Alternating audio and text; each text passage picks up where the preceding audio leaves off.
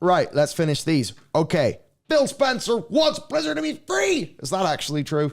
Yes. Blizzard boss is optimistic about a more independent future under Xbox.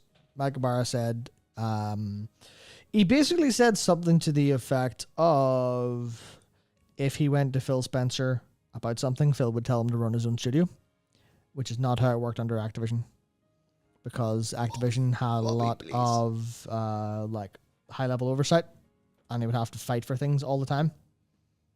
Whereas under Xbox, because Xbox want to, they've been marketing Blizzard separately from Activision.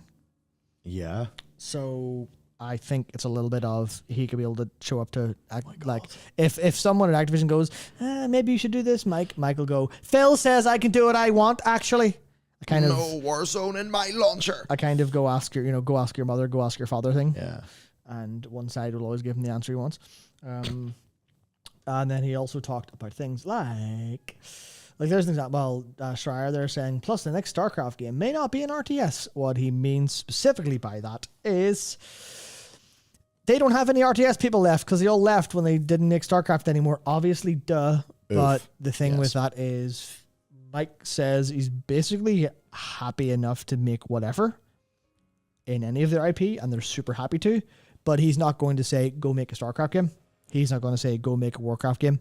He's going to wait for a team or like a leader to show up and go, here's the vision, here's the game, here's the idea, do it. Or we want to do it, can we? And he said as long as the idea is solid, as long as the team is there and the passion's there, he will let it happen.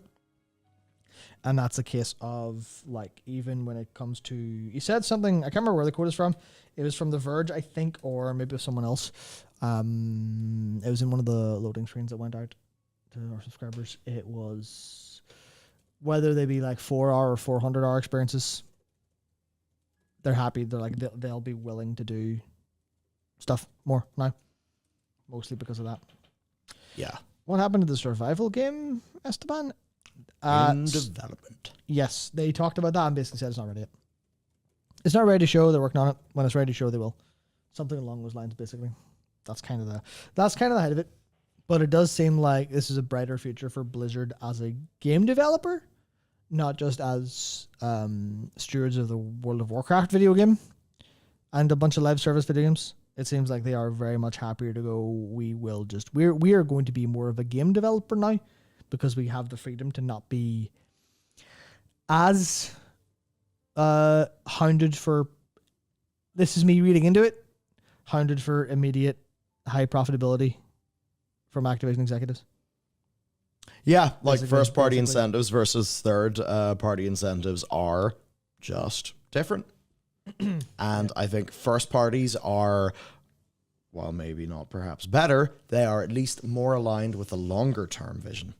Mm-hmm. And that is going to be better than the immediacy of Bobby, who obviously does need beans now. Still wants him. Who knows where Bobby's glorious parachute will go. Hey, this sounds pretty good to me. I mean, look, if there's another StarCraft, like, I don't need that to be an RTS, because the heart of that team is making Stormgate, and I'm happy with that.